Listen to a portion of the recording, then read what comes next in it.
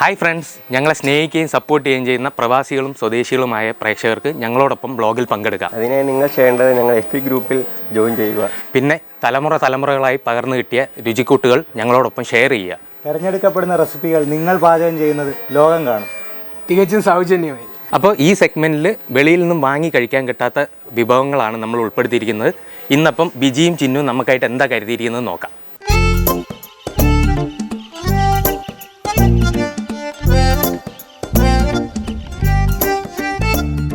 അപ്പോൾ ഇന്നത്തെ നമ്മുടെ പാചകത്തിന് ആവശ്യമായിട്ടുള്ള ഞണ്ടായി കാണുന്നത്. ഇതിനിപ്പം ജീവനുണ്ട്. അപ്പം ജീവനോടെ ഇപ്പോൾ കുക്ക് ചെയ്ത് തുടങ്ങുന്ന ശരിയല്ലല്ലോ. അതുകൊണ്ട് നമുക്കിതിനെ ഒരു 5 മിനിറ്റ് ഫ്രീസറിൽ വെച്ച് എടുത്തു കഴിഞ്ഞാൽ അതിൻ്റെ ജീവനൊക്കെ ഒന്ന് പോയി കിട്ടും. തിളച്ച വെള്ളം ഒഴിച്ചാലും ഇതിൻ്റെ ജീവൻ പോകും. പക്ഷെ നമ്മളിപ്പം അതെന്തായാലും യൂസ് ചെയ്യുന്നില്ല. നമുക്ക് ഫ്രീസറിൽ വെച്ചെടുക്കാം. ഞങ്ങളിന്ന് ചെയ്യാൻ പോകുന്നത് ഞണ്ട് തോരനും ഓട്ടിക്കറിയും.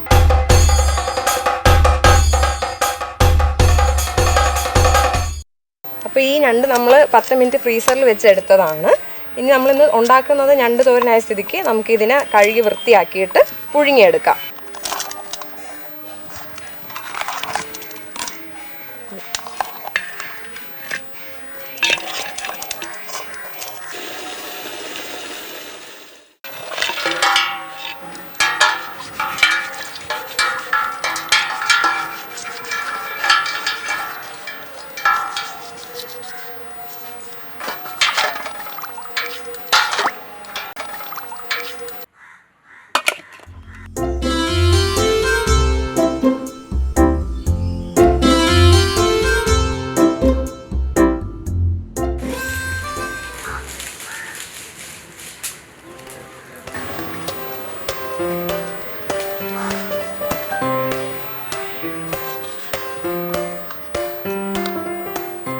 നമുക്ക് കുറച്ച് ഉപ്പിട്ടത് ചൂടാക്കി എടുക്കാം.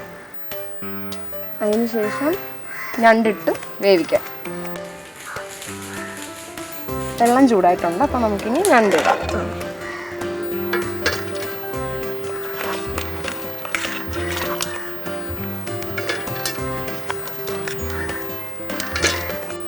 ഈ 15 മിനിറ്റ് നമുക്ക് മൂടി വേവിക്കാം.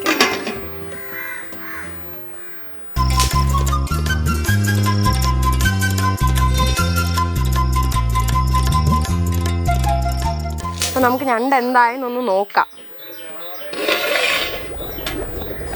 ഇതിൻ്റെ കളറൊക്കെ ഒന്ന് മാറി വെന്തിട്ടുണ്ട്. അപ്പം ഞണ്ട് പുഴുങ്ങി കിട്ടിയിട്ടുണ്ട്. നമുക്കിനി ഇത് പൊളിച്ചിട്ട് ഇതിൻ്റെ മാംസം ഇറുത്തെടുക്കാം.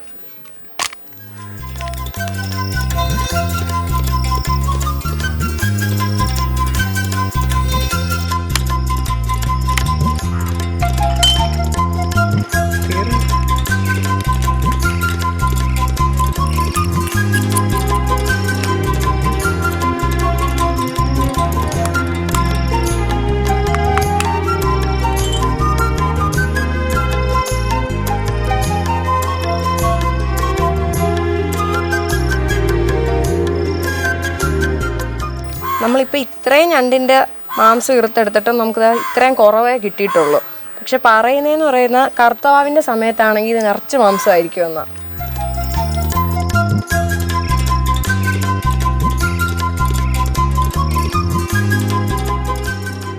ഇതിനെ ഞങ്ങൾ കല്ലേന്നാണ് പറയുന്നത്. അപ്പോൾ ഇതിന് നല്ല ടേസ്റ്റാണ്. അപ്പോൾ നമുക്കിത് കറിയിലിടാനായിട്ട് മാറ്റി വയ്ക്കാം.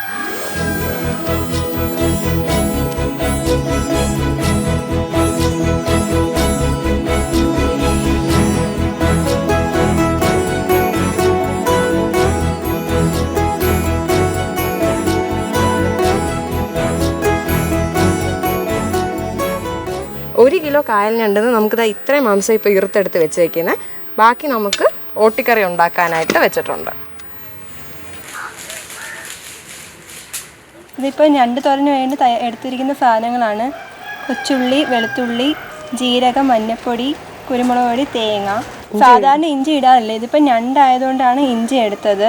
ഇനിയിപ്പോൾ മിക്സിയിലിട്ട് അടിച്ചെടുക്കാം. ഇതേ ചട്ടി ചൂടായിട്ടുണ്ട്. അപ്പോൾ നമുക്കിനി എണ്ണ ഒഴിക്കാം. എണ്ണ ചൂടായിട്ടുണ്ട്. അപ്പോൾ ഇതിലേക്ക് ലേശം കടുക് ഇട്ട് കൊടുക്കാം.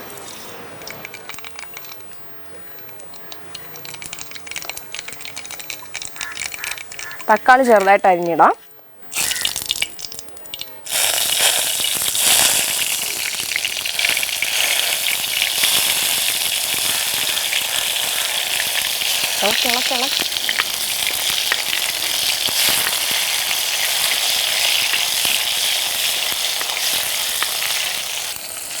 ഇതിലേക്ക് കറിവേപ്പില ഇട്ട് കൊടുക്കാം.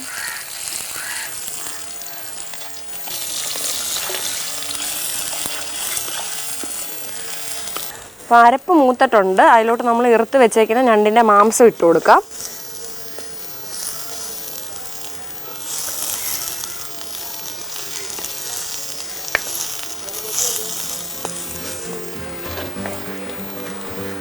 അപ്പം ഇനി നമുക്ക് ഉപ്പ് ഒഴിച്ച് കൊടുക്കാം.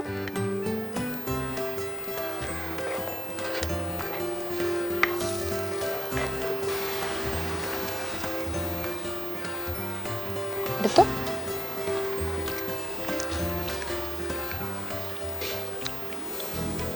അപ്പോൾ നമ്മുടെ ഞണ്ട് തോരൻ റെഡി ആയിട്ടുണ്ട്. നമുക്കിനി ഓട്ടിക്കറി വെക്കാം.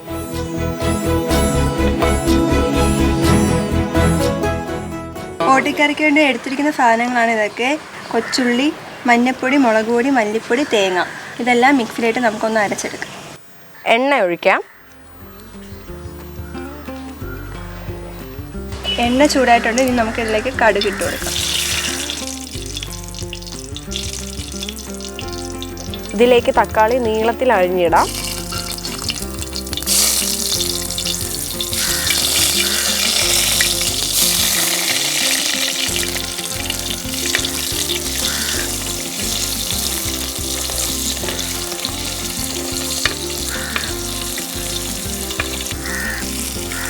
പച്ചമുളക് ഇടുന്നുണ്ട്.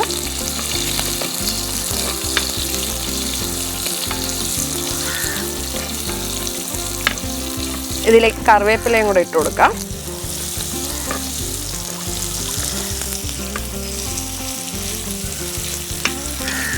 ഇതെല്ലാം അപ്പോൾ നന്നായിട്ട് വഴന്നിട്ടുണ്ട്.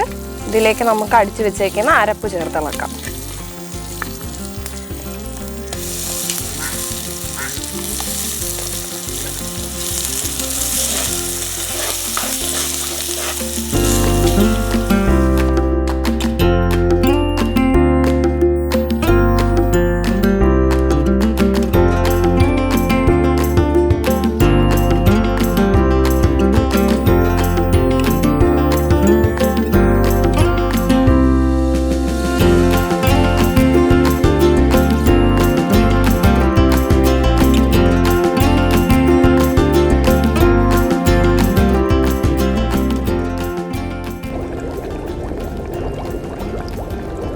കറി തിളച്ചു തുടങ്ങിയിട്ടുണ്ട്. അപ്പം നമുക്കിതിലേക്ക് നേരത്തെ മാറ്റി വെച്ചേക്കുന്ന ഓട്ടി ഇട്ട് കൊടുക്കാം.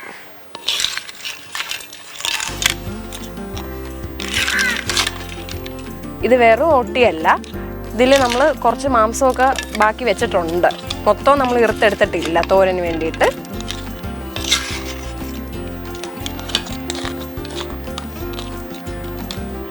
ഇതിന് ഞങ്ങൾ ഞണ്ടിൻ്റെ പൂഞ്ഞി എന്നാണ് പറയുന്നത്. ഇതിപ്പോൾ ഞങ്ങൾ നന്നായിട്ട് കഴുകി വൃത്തിയാക്കി വെച്ചേക്കുക. സാധാരണ ആരും കറി ചേർക്കത്തില്ല, പക്ഷെ നമുക്ക് ഇഷ്ടമായതുകൊണ്ട് ഞങ്ങളിത് കറിയിലിടുക.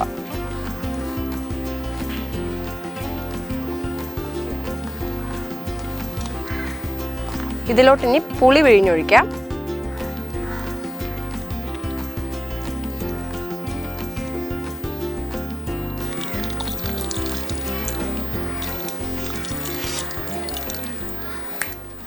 ഇത് ഞണ്ടിൻ്റെ കല്ലയാണ്.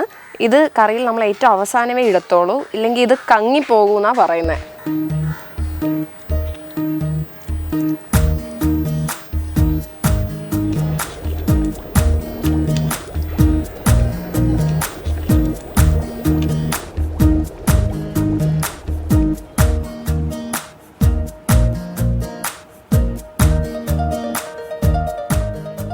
അങ്ങനെ നമ്മളെ കപ്പ ഇടിച്ചതും ഞണ്ട് തോരനും ഓട്ടിക്കറിയും അതിൻ്റെ കൂടെ നല്ല ചൂട് കട്ടൻ കാപ്പി.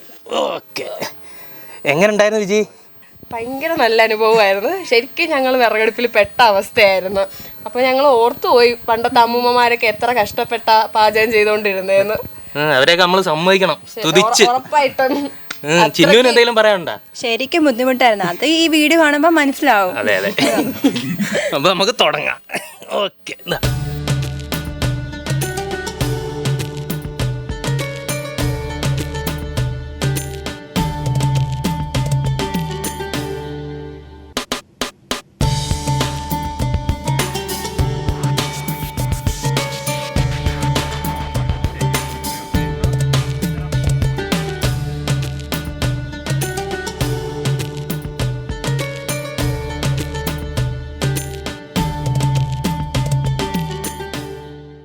ഇതേ കണക്ക് കടയിൽ വാങ്ങാൻ കിട്ടാത്ത വ്യത്യസ്ത വിഭവങ്ങളായി ഞങ്ങൾ വീണ്ടും വരുന്നതായിരിക്കും. അതുവരേക്കും ദിസ് ഇസ് ടീം എൻ്റെ കൊല്ലം സൈനിങ് ഓഫ്.